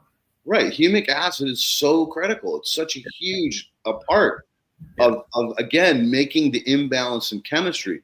I had at least 2, if not 3 people call me probably a couple years ago, and all of them had potassium way the fuck out of whack, like ridiculously high, low calcium, low magnesium, potassium out of the roof. And I'm like, all right, your plant shouldn't be growing. Your plant should have died. What are you doing? Like, what are you regularly doing that's keeping these plants alive? Tell me your routine. all of them said the same thing. Oh, well, I add humic acid once a week or every other week. Okay. So here's my thought on that. I've never had those major problems like you're saying, or I've had major problems, but since I've been licensed and I sort of have the budget to always be lab testing and really know what's going on, I've never had nutrient levels way out of whack like that. Okay. Yep. So again, anecdotal, but I've used humic acid in a bag and just watered it in. That I can't say that I've seen a difference in. No, not all humic acid products are created equally. Yeah. All right. So for me, again, it's anecdotal, but the compost humic acid is the best. To be much, much better and actually have an effect versus the store. It's bioavailable. Yeah. Okay. See, all humic acids are made from lenadite. Lenadite is mined. And you remember Robert Faust, Dr. Faust, he spent a lifetime literally studying studying lenadite veins. And he came to realize that only certain veins actually work. The others, when you spread it on soil, it doesn't do shit. So there's some type of specific balance that has to happen in order for the humic acid to work. And so when you're making it with compost, it's bioavailable, it's fresh, it's ready to go. You're not using any acids or bases or bacteria or enzymes or anything else to break it down, which can potentially bring in, counter-effective, like pH swings, or residues that are left over, or perhaps, even like a bacterial imbalance that comes with the product because they use that bacteria to mine it out of the lenadite. Because lenadite's stone, dude. It's brown coal. It's hard as a rock. Well, it's not quite as hard as a rock, but you know what I mean. It's still hard as shit. Yeah. And you have to be aware of that kind of stuff too, because if you're regulated, like we discussed, heavy metals. Yeah. It's an issue, but unfortunately, like everything, it's companies are not always scrupulous about, how well their product works. Like when the buzzword came out about humic acid, everybody was trying it and everybody was getting different results. And it began to be like, oh, well, this stuff works on my soil, but your stuff doesn't. Yeah. Your stuff works on your soil, but mine doesn't. Oh, so it must be the soil. And in some cases it perhaps is, or perhaps it's the biological community that's present, right? There's still so much more. We don't even know how many compounds are within the catch-all group called humic acid. I mean, it's as complicated as the day is long. I mean, it's like almost trying to follow an enzymatic pathway. So that's why everything is somewhat, I always say anecdotally, it's so complex that it's difficult to really come up with, conclusions that you're really certain of. But I can tell you that from experience, like I was saying, real compost made with your SOPs, just truly make a difference. And I find that when you're using a product in cannabis that you're really truly seeing a difference, you're really truly seeing a benefit, that's really exciting. Yep. And again, the best part of this whole thing is that you're using the plant to feed the plant and the soil and the microbial communities that are there. Yeah. So that brings me to that's how nature does it, right? Yeah. Just think about it. If no human came by and touched something, especially like a cannabis grove, it would just keep evolving, dying off, dropping everything to the ground, growing, dropping off everything to the ground, building soil. Well, hello. Hello. Hello. Oh, Poe wants to see you. Come on, Poe. No, cousins. And this is Poe. And this is Cheeto. These are my two little guys. Ah, c'est cute. Yeah, isn't he? Look, check out his blue eyes. I don't know if you can see him. Oh, il est beau aussi, These blue eyes. That's really cool. And then Cheeto here has a little underbite. So I got a couple of good buddies. OK, papa va continuer. Nice to meet you, girls. OK, allez jouer. So we got about 5 minutes left, and then you got a lot of questions to answer. Okay, cool. Well, okay, the last point I wanted to make was that okay, so great R&D session with the compost. You can't overdo it. That being said, after a few years of top dressing with compost, no fears of going off balance with nutrients. Somehow, I can't understand, but I get my lab results at the end of a grow and everything is still in balance, even though when I tested the compost, things weren't quite in balance. The somehow the soil doesn't go off balance. I'm not like way too high in potassium or nothing crazy like that. And I also have to amend very, very little. So I'm adding some bone meal sometimes because I get low in phosphorus. I can get a little low in nitrogen, so I'll use alfalfa meal, and sometimes I'll water in a little bit of soybean-derived amino acids, and that's about it, man. Other than that, it just maintains because I'm adding everything back. I have to add very little, and I have no pH issues, even though the compost will test high in pH. I get 6.6, 6.7 pH every time, and everything is beautiful. And I find that pH is compost. I kind of see it as an insurance that everything is going to go right. All right. So, literally like an insurance policy. Like I'm not going to go deficient in nitrogen. I know because I added a bunch of compost. Everything's going to be in balance because I trust in the complexity of whatever is going on is going to keep things in check. And there's nothing to be scared of. You can't overdo it. It's a beautiful thing. It makes me think. Yeah, let me answer this in a way that is going to be a little bar of gold. So over the years, I take compost, worm castings, and fish food. I throw it in a washing machine and I wash it, right? That's how I make my compost extract. Every time I go to finish a run, so I wash it for half an hour, I take out the extract, and then I have to wash out the bottom of the washing machine.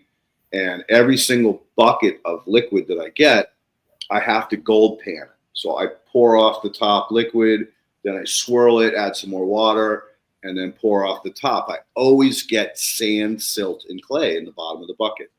That's called remineralization.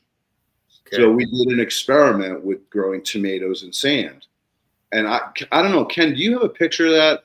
If you do, pull it up. What happened was we used just muncher juice compared to Miracle-Gro compared to control. In the muncher juice, we grew 4 inches of topsoil in the sand, and I had aggregates the size of almost a baseball in sand. Okay. Right? You could clearly see the top 4+ inches was much, much darker than the sand.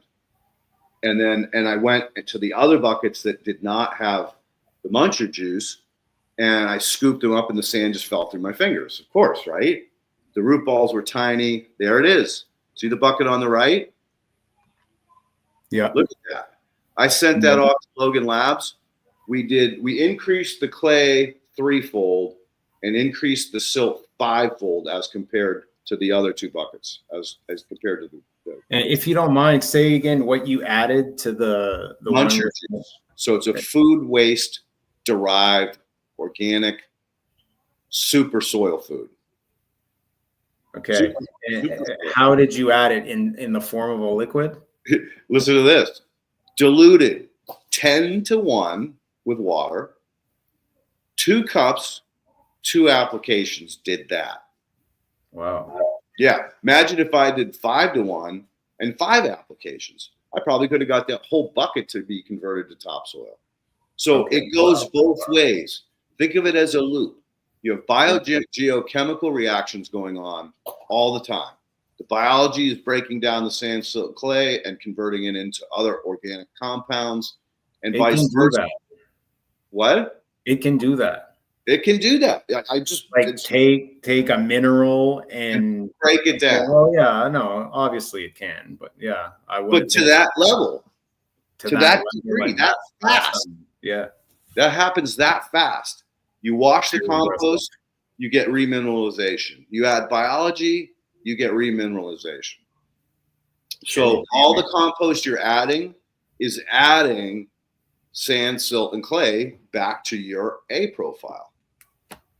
Like the worst case scenario, dude, over time, your A horizon gains mass. But my gut feeling is that the mass it creates is the mass that it breaks down. Yeah. I know. It's crazy. It's a giant loop that just keeps going and keeps going. As long as you have the biologicals, as long as you're adding the organic matter, the soil profiles may increase a little bit, or maybe they just increase as much as they decrease. Yeah. Is that not fucking badass? Yeah, totally. I'll let you ponder on that one tonight after you have a nice long smoke. But let's get into questions on that note. Sure. That's just too much like fun. I just wanted to mention something about the CO2 because it just flashed into my brain when you guys were talking about it. The plant during the day has different processes that it does, and at night it has different processes that it does.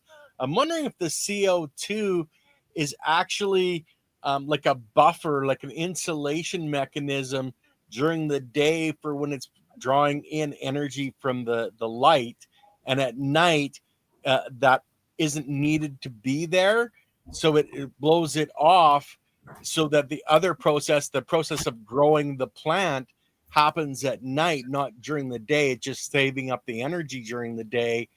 And if that CO2 being blown off actually facilitates the growth of the plant because that insulation has been removed. I don't know if that makes sense to you at all, Leighton? Well, we know that CO2 does create warmth or hold warmth. It's not an insulation value, it's an R value. So it's a reduced loss of heat. Yeah. So it's like it's kind of like fog. It's fog. It brings in cool, right? And CO2 as a gas, it creates warmth. So it's a buffer. It's an insulation. So it could be a very real phenomenon, to be honest with you, Ken. Yeah. Yeah, just that's what popped in my head when you guys were talking about it. Anyway, it's way too complicated for me. Cheeto just nailed a fly mid-flight. He's like Karate Kid now. He flies one.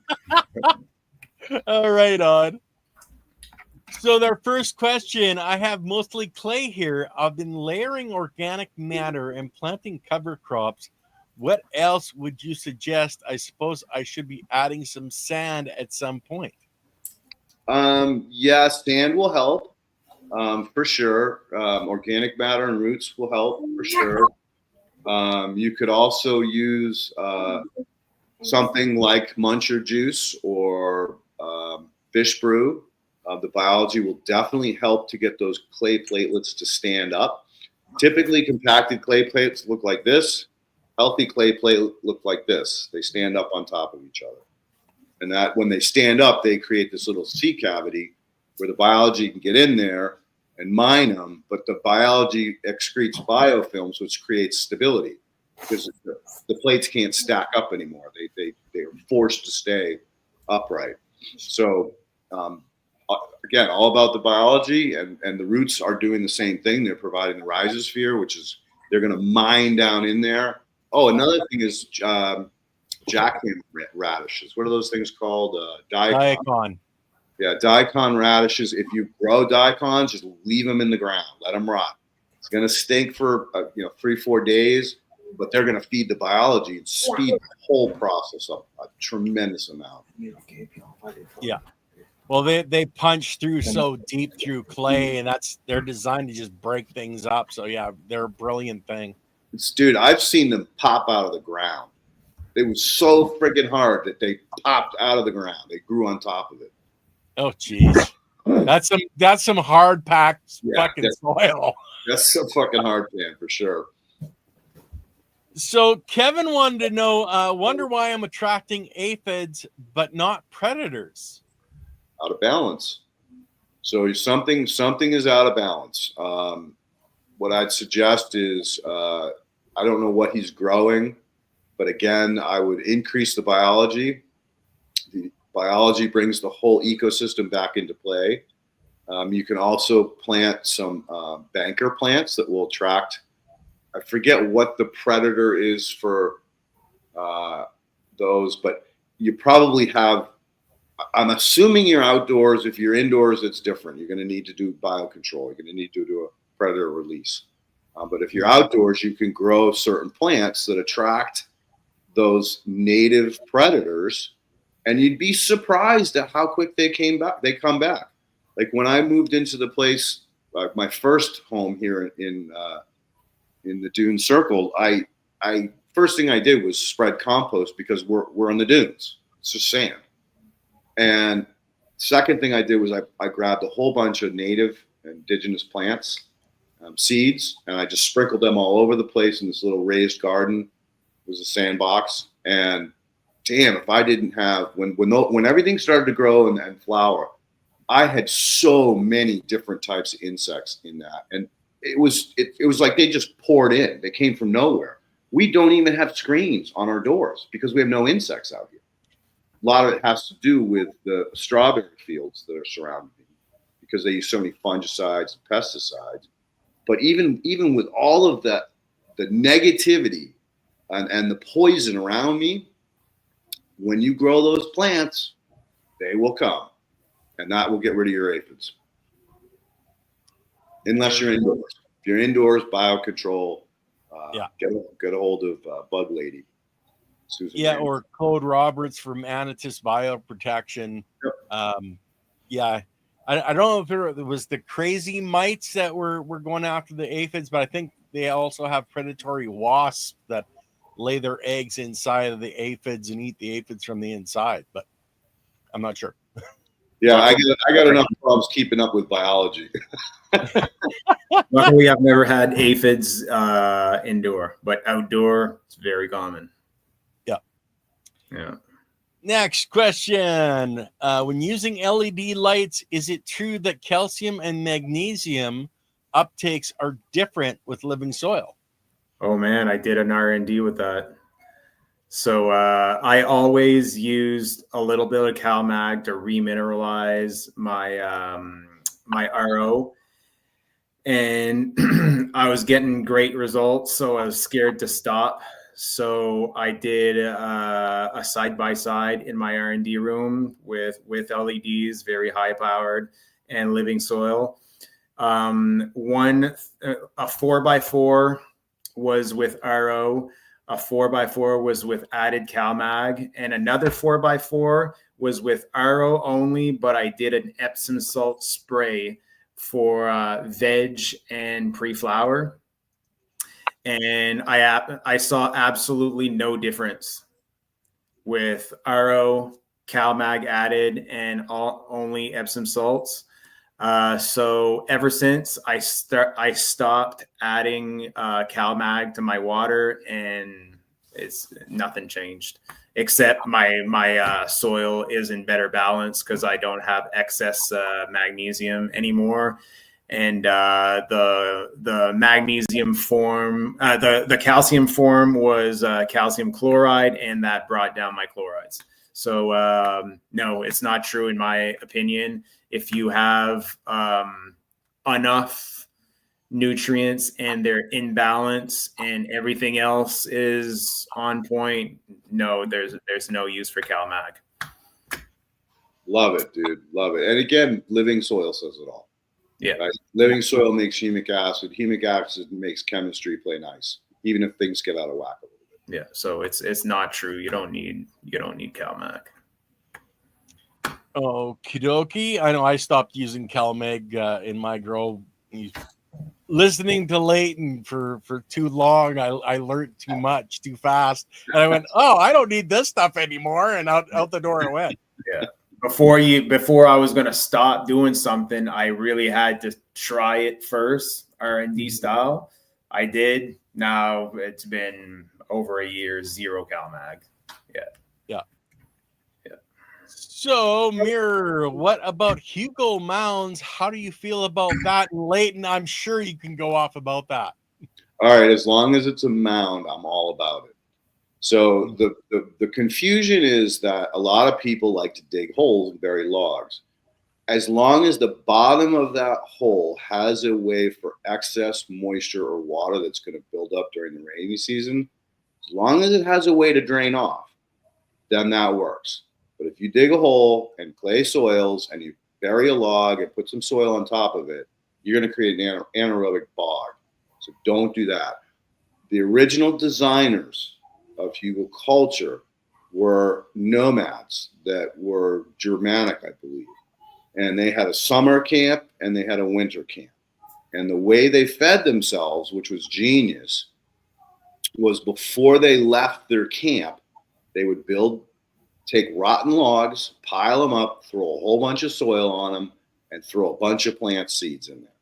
And then what would happen is those rotten logs would suck up all the moisture, retain it through the winter, and then when spring came, the ground thawed, the plants grew, and they had all the watering they needed when the roots got down to the old rotten log.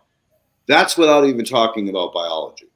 Right? That's just about basically keeping the plants watered while they're not around. And then they would do the reverse on their other camp, in their winter camp.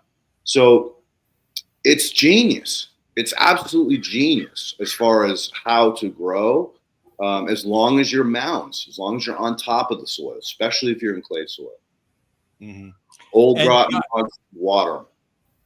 Guys, just to let you know, I just actually during the show, at the beginning of the show, Perky let me know that the chorus is back up.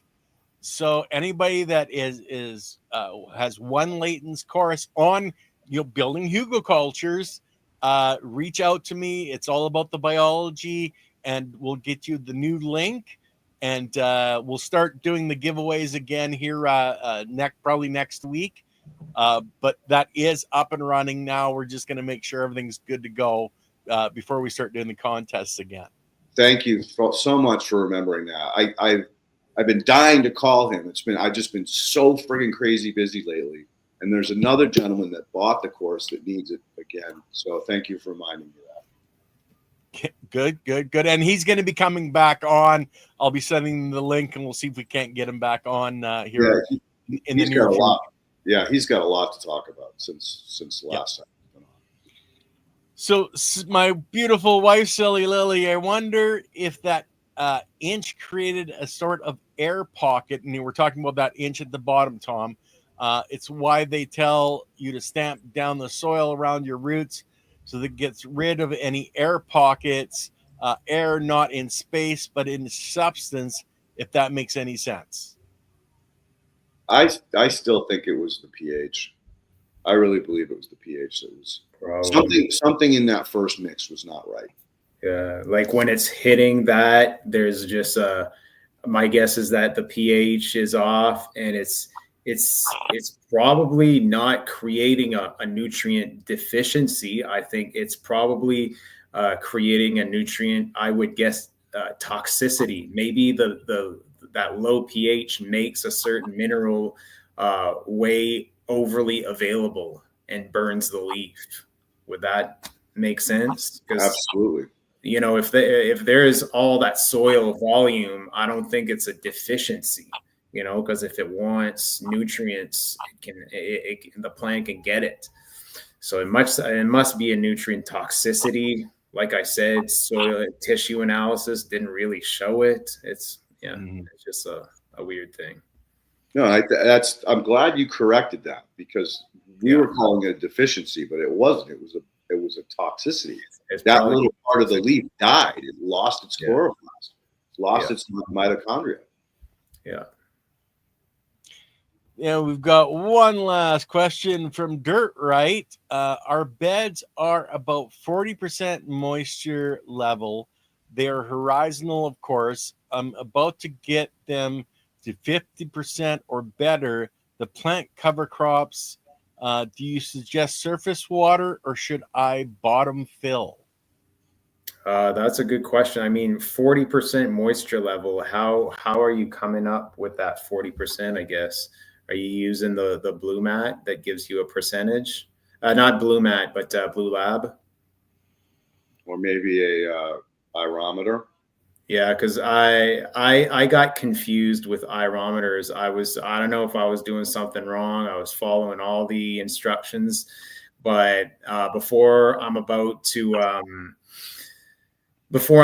trust a meter, I'm going to have to put at least 4 or 5, one next to the other, and they have to all say the same thing. And the irometers just weren't for me. So I switched to the way cheaper Blue Mats. Do you know those tensiometers? I do not know them. I know they were working on them, and I think a few years back they weren't working very well at all. Okay, or not a few, like damn, probably. Yeah, I was here, so I've been here so about 6 years ago. Okay, because those Blue Mat tensiometers I'm talking about are very commonly used. That's what guys use mostly with the Blue Mat system there. And I bought a bunch and tested it, and they were all saying the same thing. So I was happy with that. So I started using a few, and as my soil dried up, the millibars were going up as they should be, and everything was making sense. So anyway, fast forward, again, a lot of R&D, and I actually really like the cheap Blue Mat tensiometers.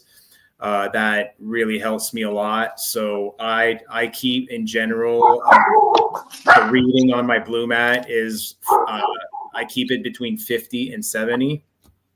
That being said, I find that in veg and in pre-flower, I can really keep that 50 to 70 just by bottom watering. And in fact, just bottom watering naturally gives me that 50 to 70 in my O horizon. Okay.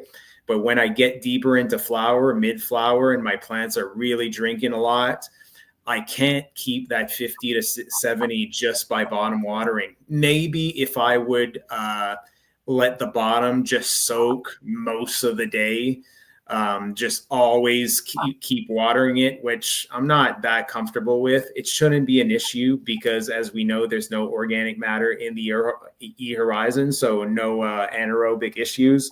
But that being said, when I get deeper into flower, that's really when I start relying on my tensiometers, and I start top watering.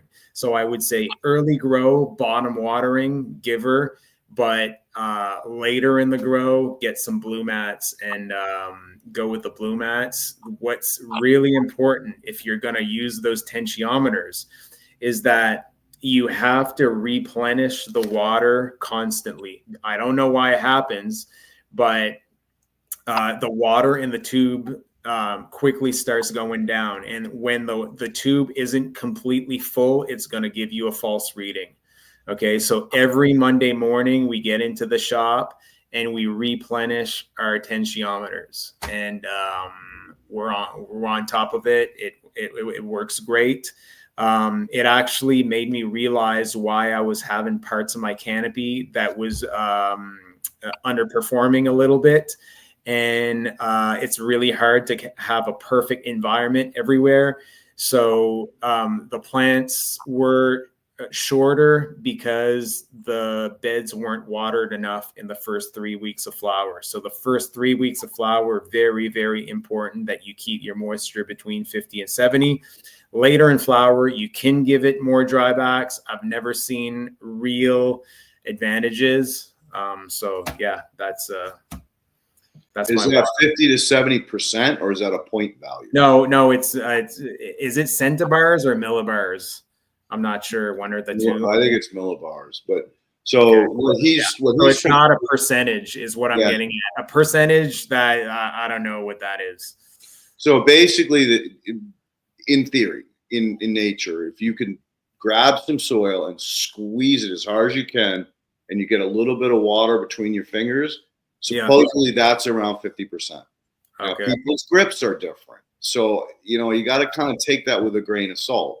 Yeah. And so fully saturated, typical O horizon of an indoor cannabis grower with the blue mat tensiometer, it's going to give you about 25 reading. So that's fully saturated. It's not a percentage. Again, it's the tension in the soil, right? Yep.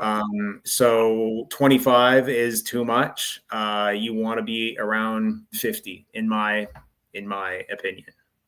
Mm-hmm. Yeah. 50 to 70. Yeah, he's just using the squeeze test to guess what his moisture content is. Yeah, and he is going to be getting some blue mat. Contrary to great growers, I don't go by feel at all. Like, I don't feel the soil. I don't care about that. It doesn't work for me. I have to go with instruments. Totally understand, dude. That's why I love you. You're mechanical. Well, it gives us better data to work with because you're following the scientific methodology in that way. Yeah. And now that I have a ton of tensiometers all over the place, I have really even canopy because I make up for the drier spots where I probably have a higher VPD. The plants are drinking more. So I water more of those spots and everything's way more homogeneous. Nice. Yeah. Looks like he's got another one. Okay, when you're soak your what do you mean when you're filling your entire 2 to 4 inches? Like, well, my so what I do is my beds sit on those typical gray flood trays that you would put Rockwool cubes on. So I put my beds on those, and I have a pipe going down my bed, and I can just water. I can just flood that tray, and I actually put at the start of the tray. I custom made my beds, so I was going to have a few inches to play with. So I have space. I just went on Amazon and ordered little float switch. So when there's enough water, the water stops. So I can never like overfill my tray. You know what I mean? So if I decide to flood that tray, so flood the bottom of the bed, I have that as a safety, that float switch. So one of the important things to take into consideration, Dirt Right, is that you do not want the water level to ever get to the A horizon. You want to have some way of draining. No. If you overflow it, you should be half an inch. The drain hole should be half an inch lower. Yeah. If ever that tray overflows, okay, if ever my switch doesn't work, it would never get to the A horizon anyway. So that's not an issue. That's critical, because otherwise you turn the bottom of the A horizon into a mucky swamp. Yeah. And I find that flooding from the bottom in early flower is a lot better because, like I said, somehow it maintains the whole bed just the right moisture where I want it. So from 50 to 70 on a blue mat tensiometer. And it's a lot less guesswork, I don't have to go check all the tensiometers all the time. And if you underwater part of your room in early flower, you're gonna decrease your yield massively lower in the grow. Like it makes a huge difference. It's really, really critical in the 3 first weeks of flower to be to be watered enough. And I think that some growers are scared to overwater because there can be such detrimental effects on plants if you overwater. But still, underwatering is a big issue. And as we know, with horizontal beds, it's a lot more forgiving too. So in those 3 first weeks, I would say just flood the bottom of your bed if you can. And you can't really overdo it, and you're going to see some serious vigorous growth. Yeah, if you overwater from the top, it's just going to run down into the tray and overflow the tray. So 2.5 years in growing with horizontal beds, I'm well aware of what a plant looks like overwatered. I have never managed to overwater a bed. I think it's impossible. There you go. That was what its function was, to make it easy to water. It's the main advantage, in my opinion, of the horizontal system is the watering. I mean, there's a ton of other advantages, namely your weed is danker, but watering is huge. It makes everything easier, and don't be afraid to water a lot. Don't be like, I'm gonna overwater. Nah, let's give her. Yeah. And I personally like rain events too. You know, even if you're, you know, not even in flower, you know, giving the top a squirt of water in the morning, you know, don't get crazy. 100%. Okay, when I go only with bottom wicking, at 3 weeks of flower, I do top water a little bit. Like, what do you call it? Rain event. Was that a rain event? Yes, but I mean, oh man, I say that word all the time, and now I'm having a blank. But yeah, I just watered a little bit because I want the top of my bed to just stay wet too. Foliar feeding is what you're thinking, maybe? No, glaze. Okay. Glaze the top of my bed. I heard Leighton say that once, and I tell my employees all the time, I'm like, just glaze the top, just glaze the top. When he was building his horizontal bed, and it was in that bottom layer, he was glazing it. Yep. Yeah. You remember that? Yeah, glaze every layer. Holy shit, I listen well. I remember. Yeah. So much stuff I don't remember in life, but this. Now, should I pretty much always see moisture in the tray? Well, not necessarily. So what I do is I have a timer. So I let my water run for, let's say, 45 minutes. And I know it's not going to overrun because I have my float switch. And I do maybe like 3 sessions of 45 minutes per day.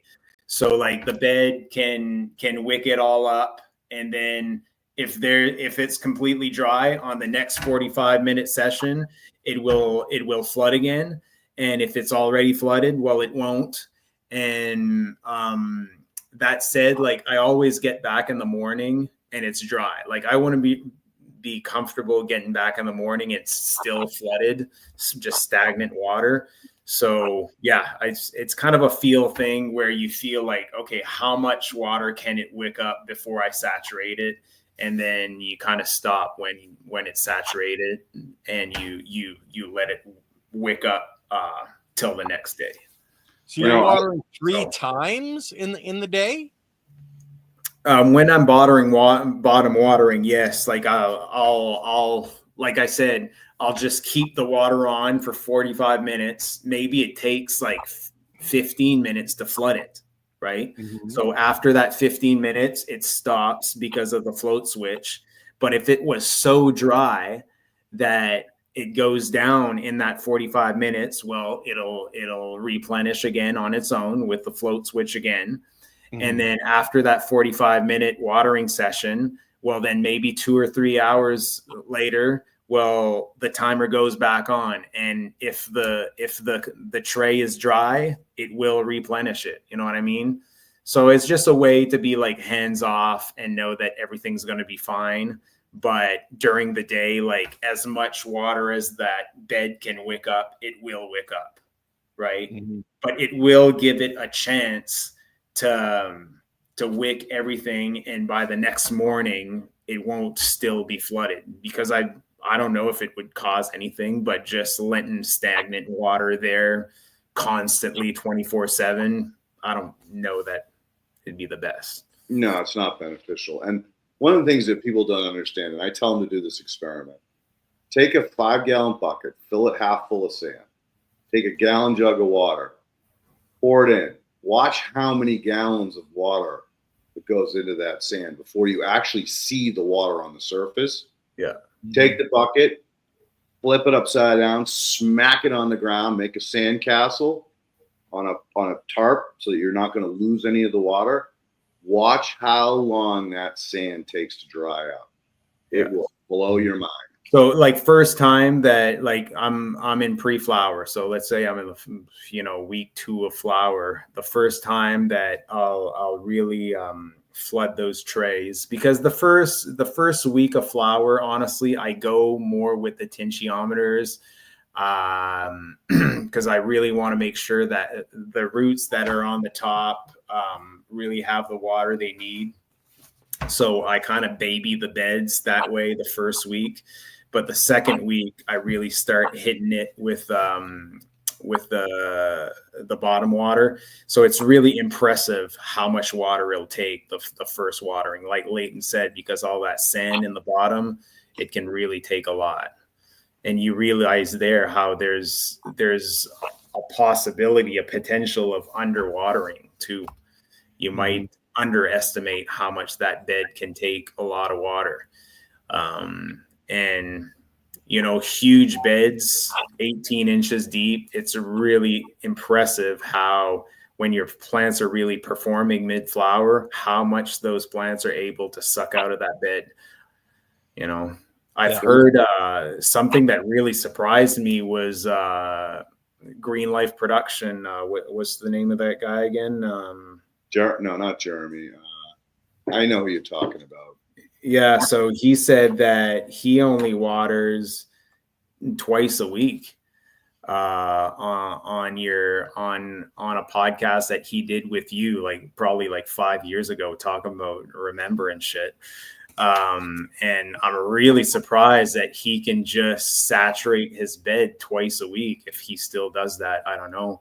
But he grows in 100% organic matter. True that. Organic matter sucks it up like a sponge. Yeah, I guess so. Because my beds, like I have to water every day for sure. If I go 3-4 days without watering, I mean, I'd go from my 70 reading on my tensiometer, like I said, to like probably 400 or 500. Mm-hmm. Like massive dry back. Steve Cantwell, that's right. Thanks, Dirt Right. Was that Steve Cantwell? That's the guy. Right. I should know that. Yeah. Well, guys, we're at the 2-hour mark already. Unbelievable. As always, dude, such a pleasure to talk with you, Tom. Thanks again for committing, 2 hours of your time, hop on and enlighten us and, bring us up to speed on what you're doing. Ken, as always, thank you, buddy, for all the work you do behind the scenes and making sure that this happens every week without problems. You're the best. And you too, Lily. She's the real boss, okay? So Tom will have to get you back on in about 8-9 weeks when that harvest is done. But just let me know, or I can send you the link. You can book, because you already know when that harvest is going to be done, etc. So we can get that back on and get everybody updated. 100%. Looking forward to it. Okay, guys. So for the channel, of course, Andy and I on Wednesday. We have the ladies back on Thursday, and then of course on Sunday again. And next week, just let me check, because I had a conversation with this gentleman, and Leighton, he's a follower of Dr. Elaine. And Okay. don't see, oh man, I don't have it up here. Matthew Truman is on with you next Monday. Awesome. And by the way, I got Jessica's elderberries today. So I will start my elderberry treatment tomorrow. Well, I'll take my first dose tonight, and I'll report back to you guys next week on how it's affected my joints. Fantastic. Anyway, guys, peace out, everybody, and we'll see you with Andy Lopez and myself on Wednesday.